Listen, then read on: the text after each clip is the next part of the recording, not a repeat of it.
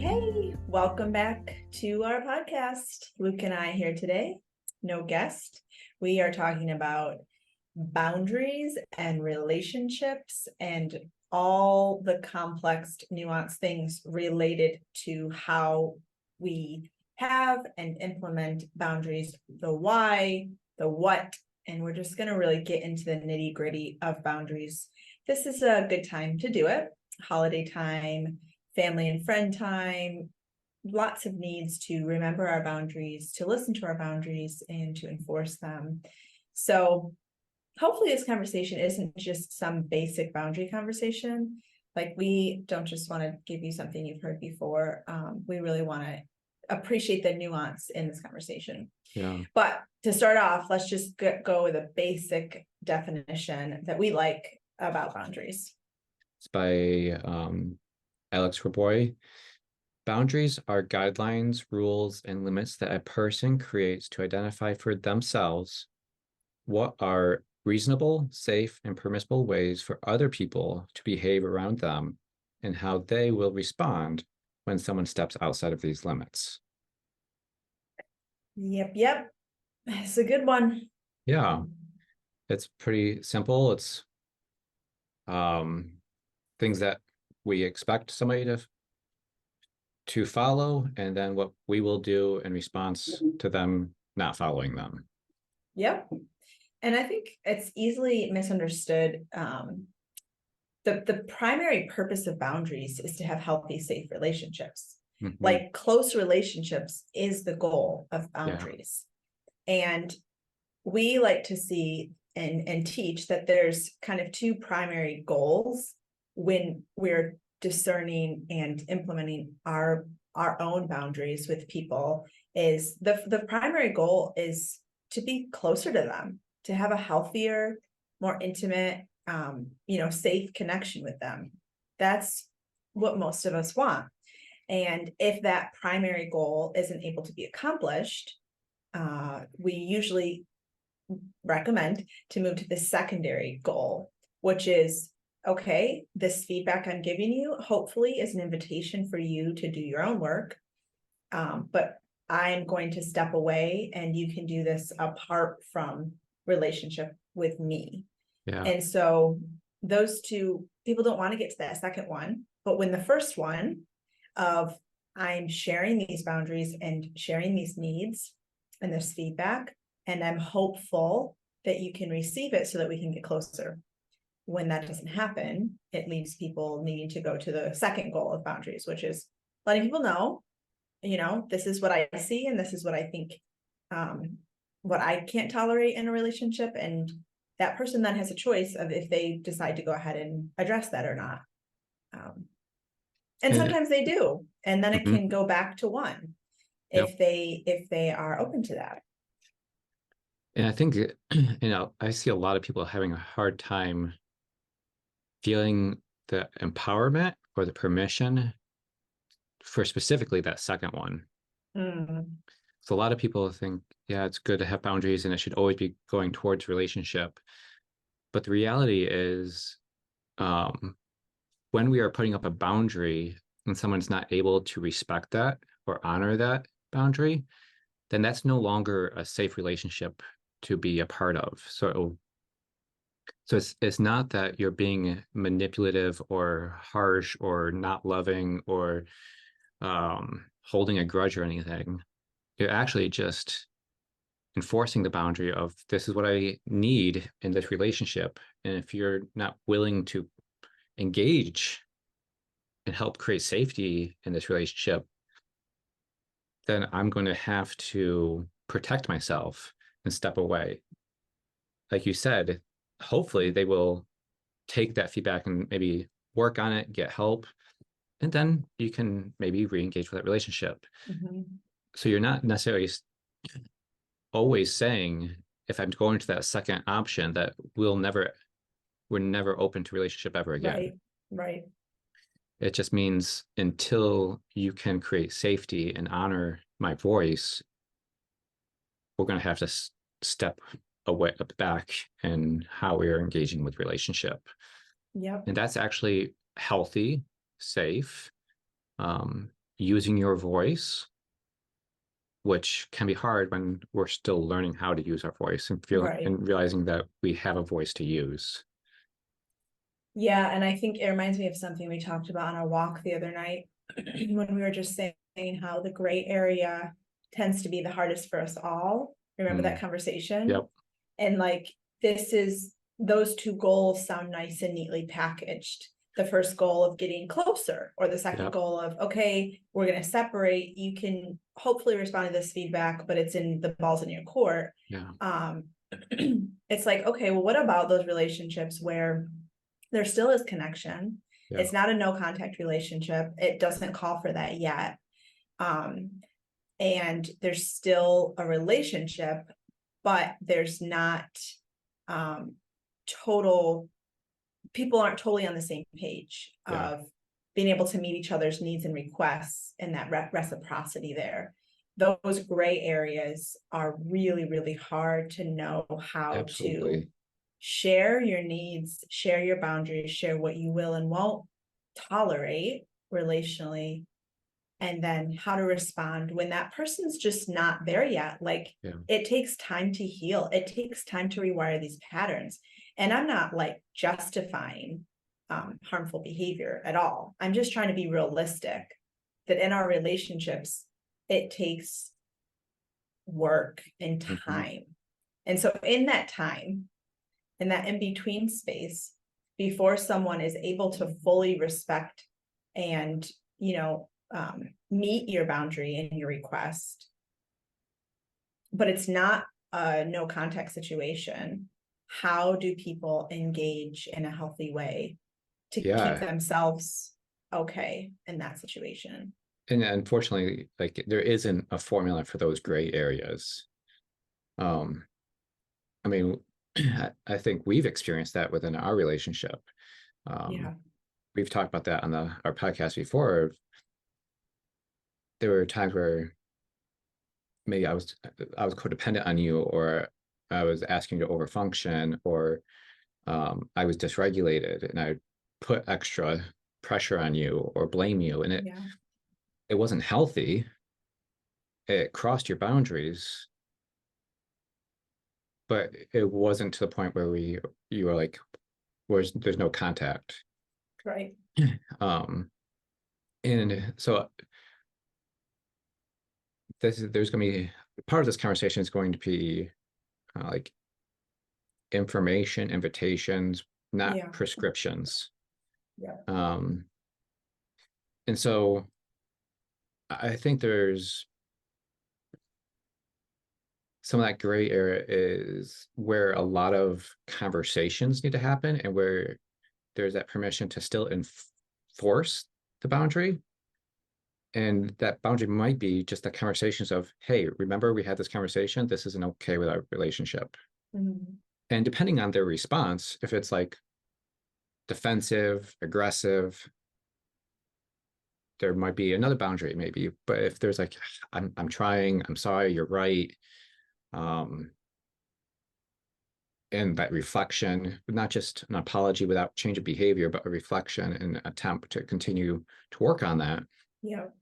That's where, that doesn't mean you get rid of the boundary. It just means, okay, and that's up to, and like, that was up to you. Based on how you felt and what you saw in me, whether you felt safe to continue in that process of healing. But you never wavered on your boundaries. It's not like, well, I know you're working, so you can mistreat me. It's like, I know you're working, and you still can't mistreat me. Right. That was communicated.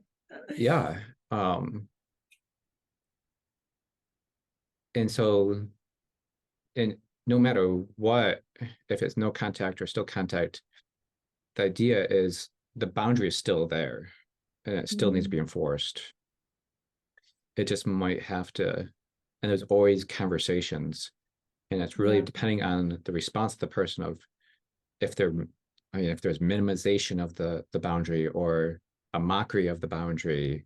Those are going to be red flags. Like, okay, I need to start rethinking of whether this is a safe relationship to continue in, or if I need to start maybe going to that next level low contact, of low maybe. contact to no contact. Yeah. Yeah.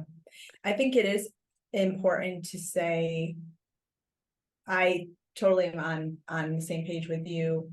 And also for people listening, Yeah. defensiveness as the first reaction.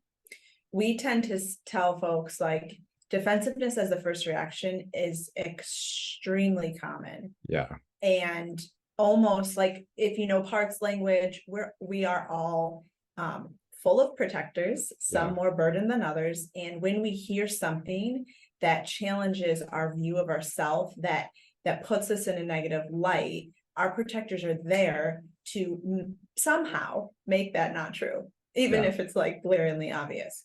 And those protectors have been in process, or have been active for a long time, and they're very reactive, and it's almost split second. So again, I am not excusing harmful behavior, right, with the caveat that when you bring someone feedback, Luke and I both struggle with this with each other, we're getting a lot better.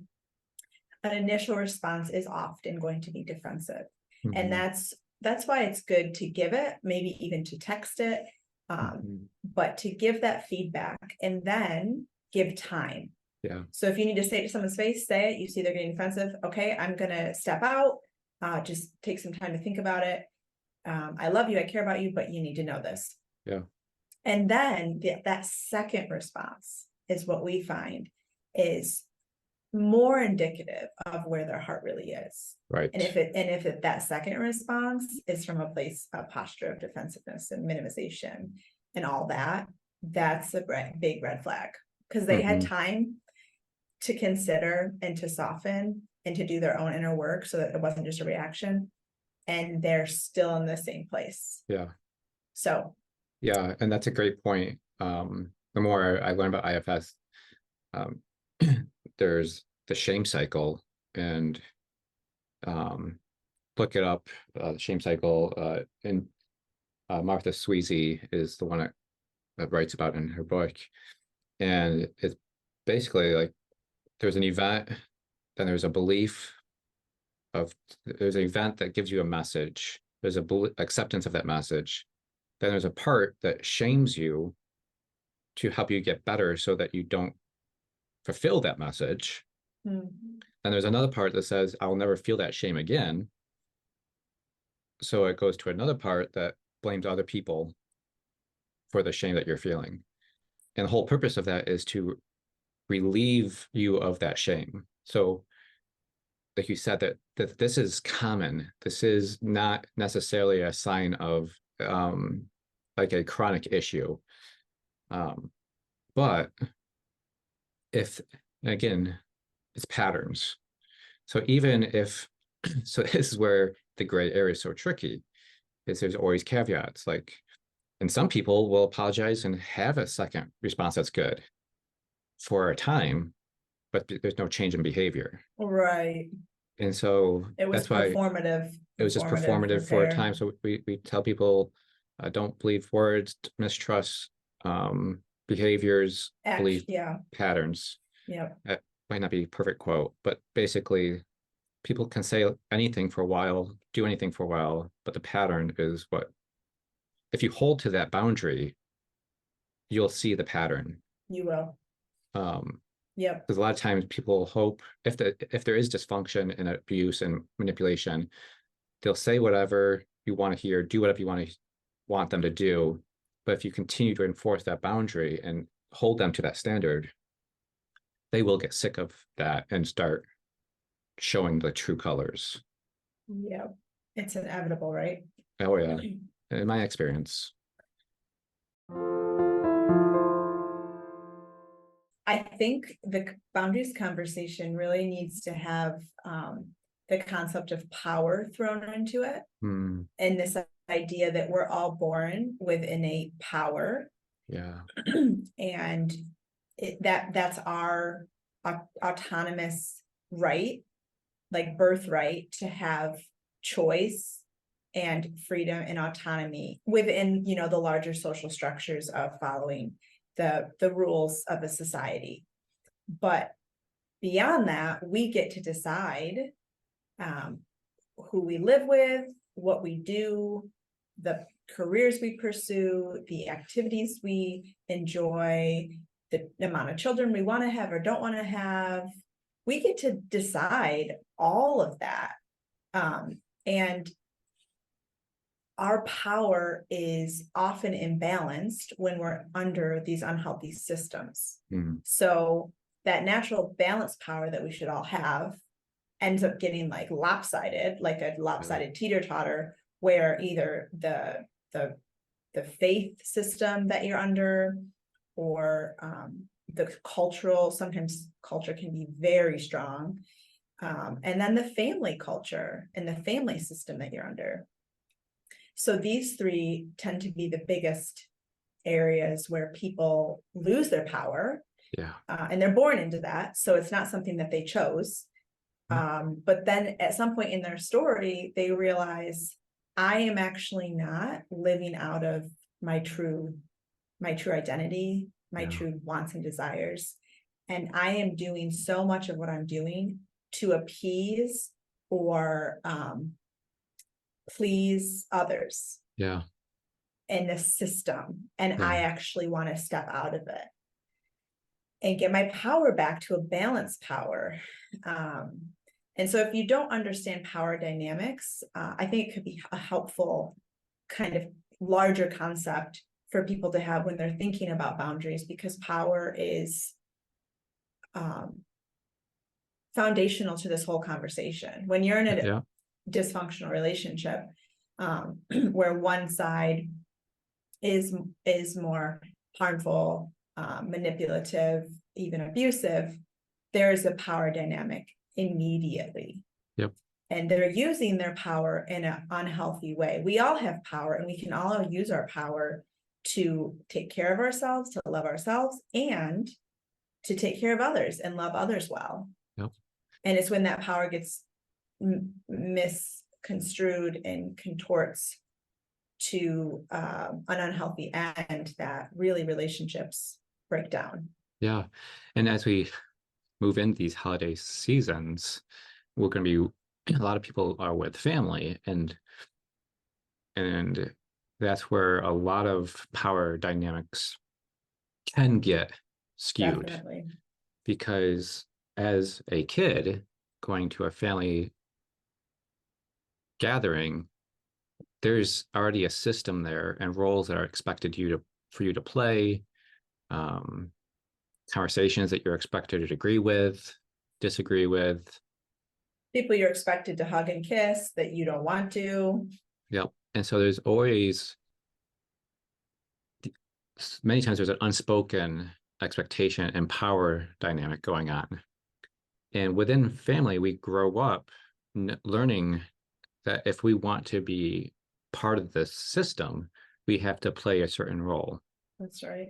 And so right there's already a power dynamic that says that you don't have a choice or a voice. You have to, if you want to survive or be taken care of, you have to follow these rules.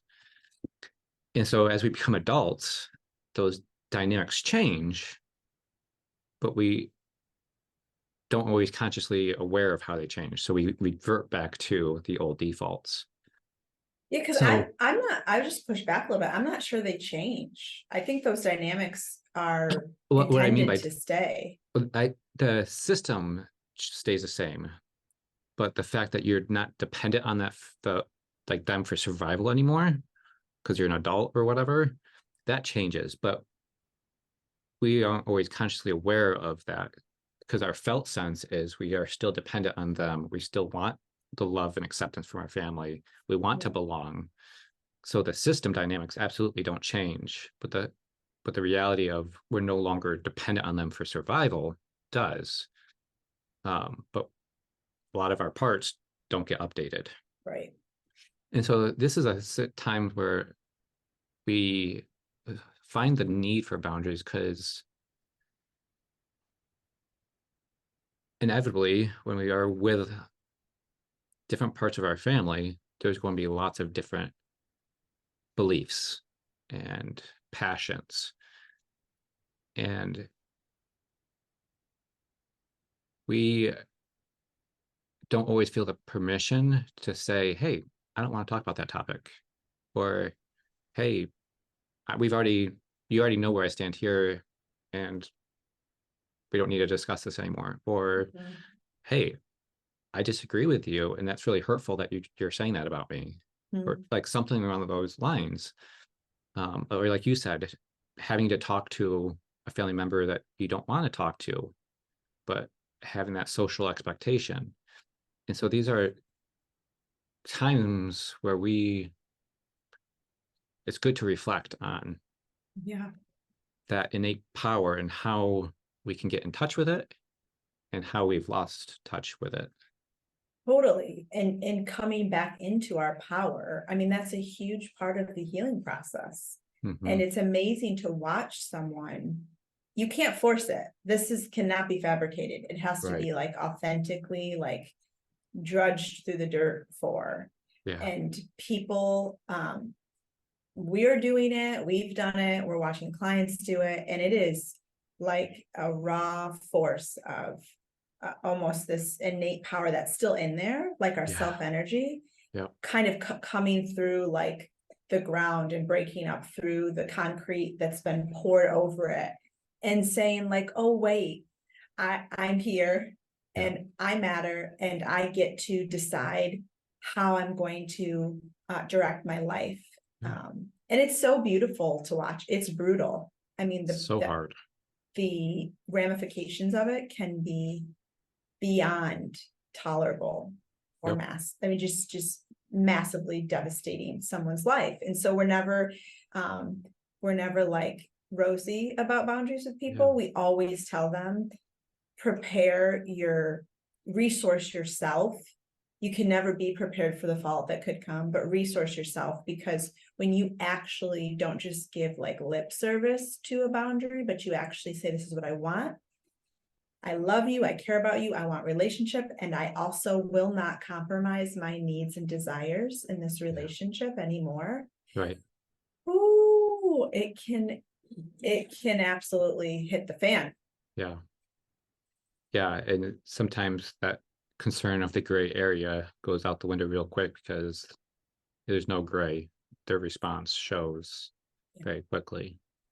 Yeah, I forgot about that litmus test. I think that's Henry Cloud. He says, like, if you want to know where someone stands with you and how healthy that relationship is, just say no and Yeah. see how they respond. And that response is the litmus test. Obviously, we'll give the caveat that initial response can be really just emotional and it's Mm-hmm. hurt. But then when they take time to think about it, and they're like, yeah, you have the right to say that, you have the right to choose Yeah. that. If that's not the response from one adult to another, Mm-hmm. there is your litmus test of, ooh, there's some serious problems here in this relationship. Yep. Yep. We also talk about how sometimes boundaries are something we verbalize and share with people, and sometimes we don't have to verbalize them. Unshared and shared. Yep. Yeah. Um, because I think that's another important aspect, especially working with as we hang out with families over the holidays, is some you already know some people aren't going to respect your boundaries. And so that even and you're not really close with them. You're only seeing them on the holidays. And so is it really necessary for you to have a conversation about boundaries that you're setting or that you have? And what we encourage people is no, not necessarily. Right. Um, if you already know that they're not going to respect your boundaries and there's not a close relationship and you don't really want to grow the relationship, like it's not a relationship that you're interested in growing closer to, you don't have to share that boundary with them. Yeah. You can just enforce that boundary of if they start talking about something you don't want to, excuse yourself. Yeah. If they say something that's offensive, excuse yourself. Um, And if there's things that really they don't need to know, so maybe you are it is a good relationship and you're mm, you know you're happy with where you've maintained, But that doesn't mean you have to, I think we assume if they're in my life, if they're family, I have to tell them everything that's going on in my life. Right. And I have to tell them the decisions about my children. Or, Mm-hmm. like you feel like you owe this explanation to those relationships. And we just also would encourage you, those can be unshared boundaries Yeah. that you're making, either in regards to them, like, oh, I'm only gonna call once a week, or like it can be in regards to them, but you're not Yeah. saying that to them. That's just something that you've decided, Yeah. unless it comes up and they need to hear that boundary, or it can be not in relation to them, but that you still feel like obligated to share. That can be a boundary of just, I don't have to share all of my decisions that I know you might have uncomfortable feelings about. You don't have to just put it out there. There is a delicacy within relationships that we need to be mindful of. And if they don't need to know, there's no need to put it out there. Preserving the peace in those instances makes way more sense than trying to kind of just challenge the situation and throw it out there and see if they'll, tolerate it or whatever. Mm-hmm. I think there's wisdom in holding back if it's not needed. But then if it's something that's needed, like, please stop talking to my children about XYZ. That is something that you as the parent need to be able to protect your children with, and that needs to be a shared boundary, because the other party needs to honor and respect your wishes as their parents. Yeah. Those are great points also, of just remembering that just because they're your mom and dad doesn't mean you have to share every decision with them, whether they agree or disagree. Like, as an adult, you have a choice and the power to decide who you share what with and what you don't share with different people. Even if you're in a relationship with them, even if you love them, even if you're close with them, it doesn't mean you have to share everything with them. So the question I'm wondering is, why do people who are closest to us struggle so much with our boundaries? And then, like, what do we do about people being hurt over our boundaries? There's obviously lots of different reasons. Some of them might be a boundary pushes up against the homeostasis of the system. Yeah. And that's uncomfortable to have a shift. It's uncomfortable to be asked to do something that maybe you don't want to do, or don't think is a valid request, or you disagree with. And also they're like deeper wounds that may not have been addressed. You say, I can't do this with you this weekend, we're busy. Right. And your family member has attachment wounds, right, and abandonment wounds that are completely unresolved in their body, in their story. And they're just going to feel it about you. Like, it doesn't matter what the relationship is. If you're their kid, it's irrelevant. We feel these things relationally when they're still alive in our system. And so it's oftentimes our family members' stories still alive in them. That's why the boundaries there's so much pushback because of pain. And of course they can acknowledge the pain sometimes. They're not always aware of it. So they just need to blame you, kind of the shame cycle you were just talking about. They need to blame you for what they're feeling, maybe, but really what's there is stuff that's underneath that you can't heal for them. It's not your place. You have no power to do that. That's their power that they need to use. So in regards to what you had said, Luke, about the homeostasis of the family system shifting and how that's like cataclysmic for the system, and they just buck it. It was amazing in our last Mind Body Reset group last night. The participants were all sharing. One of the questions that I had for them was like, what identities have you had through the years? And I just didn't know what direction it was going to go, but almost all of them brought up like identities they got early on in their family as either the good girl or the compliant one, or the scapegoat, the black sheep, or the lost child, the Mm. golden child, these different roles that dysfunctional family systems give, you know, without words, Yeah. and how that role they took on very young, and then they continued to live out of that, you know, not willingly, but just that's how it works Yep. for decades, and how they were willingly, consciously deciding to step out of that role. And it was just so powerful to see. With awareness, so much is possible once you see the role you've been put in. Yep. And you're just like, I'm done with this role. I don't identify with it. It's not my true self. It is not like in alignment with what I want for my life. And I'm stepping out. And like you said, that's when the family systems really, really struggle. And that's when you'll see these major power moves. Mm. And you'll see swapping of roles. Yeah. So very quickly, the good girl she's scapegoated, or the scapegoat is the good girl. There's just so many different things that the system can do to try to regain and reestablish homeostasis. Yeah, the purpose of the system is homeostasis. It doesn't matter who plays what roles, just make sure the roles are played by somebody. Yeah. And if somebody steps out of a role, that has to be replaced. And if somebody replaces that one, then that one has to be replaced. And so it's very common for that.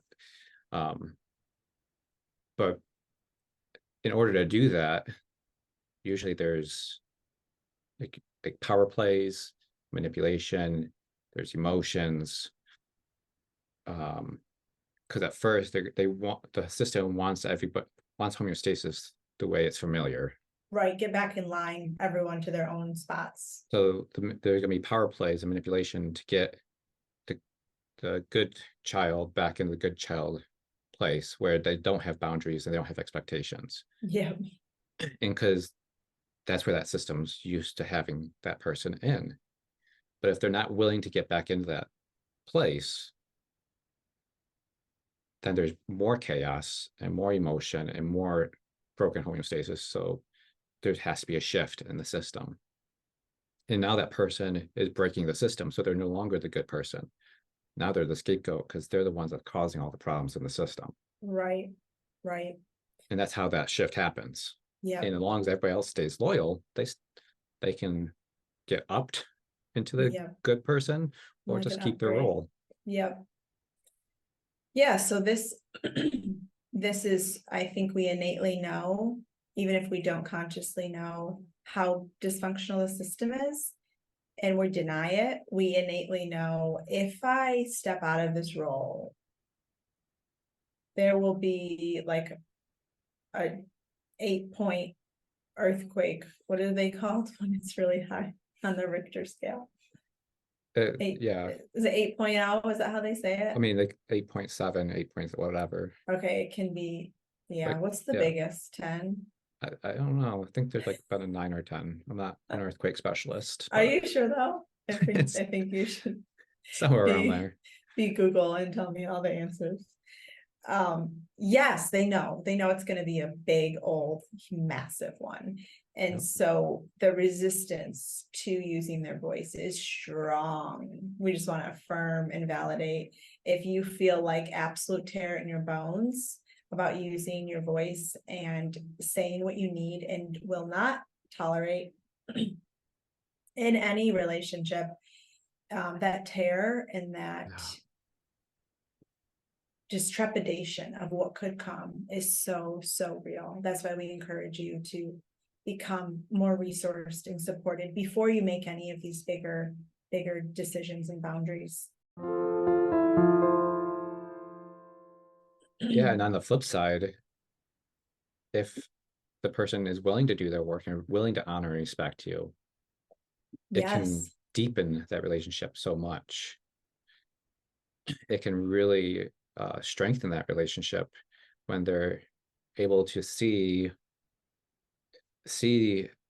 and respect and honor that boundary, but then also be able to handle the emotions that it brings up with them and prioritize the relationship or you and the boundary over them feeling comfortable, Yeah. that can really be a powerful shift in the relationship towards healing, Repair. wholeness, connection, intimacy, Yep. love. But either way, you're not responsible about how the other person responds. Right. You're like responsible just to have the boundary and enforce it, because that's what's good and safe for you and Yep. what you need and what you're asking. If you want to be in a relationship with me, this is what I'm asking. This is how I'm asking you to engage in relationship with me. You can go and be like, but I don't want to be so rigid. Most people don't go to the rigid side of like, you have to be Yeah. like this. It's too, we get Too loose and too loose and forgiving. forgiving and get mistreated too often. Yeah. And so if you're thinking like, well, I don't want to be too rigid or have too high expectation, like take a step back and look at your relationships. Is that your tendency? Right. Because my experience is if you're asking that question, you're and saying that, it's probably you're on the other side, and just be okay to start with small boundaries. And definitely that's what we are seeing, that people aren't asking for a lot usually. Yeah. They really aren't. But it's being turned around as if it's Monumental. impossible. Yeah.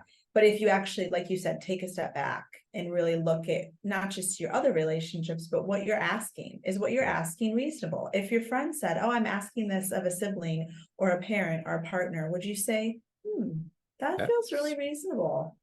You deserve that. It's just when the emotion and the fear and the belonging and the fear of loss of belonging, this is like primal stuff that's happening in your body. And that's why you're feeling so confused and gaslit about, are my needs like ridiculous? Am I being unfair? Am I being, all of that gaslighting effect is very, very real. And that's because the system doesn't want you to ask for any of these things, doesn't want you to change in these ways. And you can even ask yourself, like, look back, like, what have been the responses or like reactions when I have asked? Or even, have I ever asked in this relationship? And if you haven't ever asked, that could be a lens into that relationship of like, oh, there's a reason why I'm feeling this and I'm afraid to ask. Yeah, you didn't just forget. Your body knew where you can ask and where you can't. Your body knows. I'd like to end on one more thing about how people can be really hurt over our boundaries, and just this idea that I think is super important to differentiate in all your relationships, healthy and unhealthy, is that something can hurt someone, but it doesn't mean it's hurtful, that the action was a hurtful, harmful action. That is so key. When we got this conceptualized, we're like, oh my gosh, this is so freaking helpful. Because just because someone's genuinely hurt, it doesn't mean they're not genuinely hurt. They are. They're experiencing pain from what you've asked them. This is a hard thing for them to face. And you asking them and pointing out, this feedback that's hard for them to see is not hurtful. It's not a hurtful action. It's not wrong, harmful. It just happens to hurt them. And so will your people be hurt by your boundaries? Absolutely. Does that mean you were hurtful and wrong to share them? No, not at all. Because like going back to that conversation of like old wounds that they haven't dealt with, like telling a friend or a parent or a sibling like, hey, I can't go shopping today, or I can't hang out today, or I need to change the plans. That is going to hurt them, and that's going to maybe make them feel like you don't love them or don't prioritize them or whatever. But you having that boundary doesn't mean it was wrong. You having to change the plans or whatever wasn't intentionally harmful, hurtful, manipulative, a power play. It was just something that you had to do. And it's okay for them to be hurt by that. But it's not okay for them to then mistreat you or manipulate you or use a power play or shame you for that.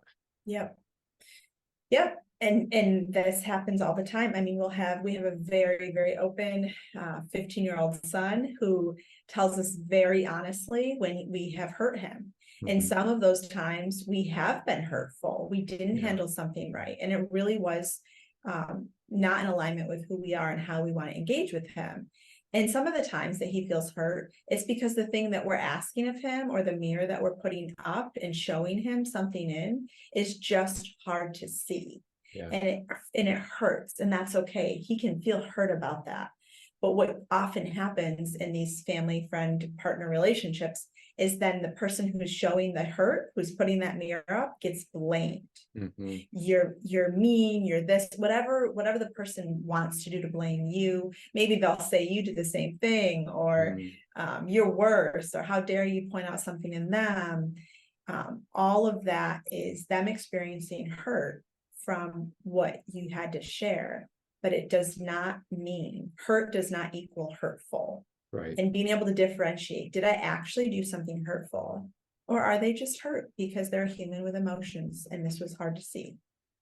And that's very empowering for us. It's very empowering and really transformational for a relationship if you can both get on the same page there. Right. There was a lot of times early on in my journey where you would give me reflection, and I was hurt by that. Totally. And I would either have a hurtful response or want you to see my hurt. Yes. And I'd feel just like you're just missing my concern by pointing out your concern.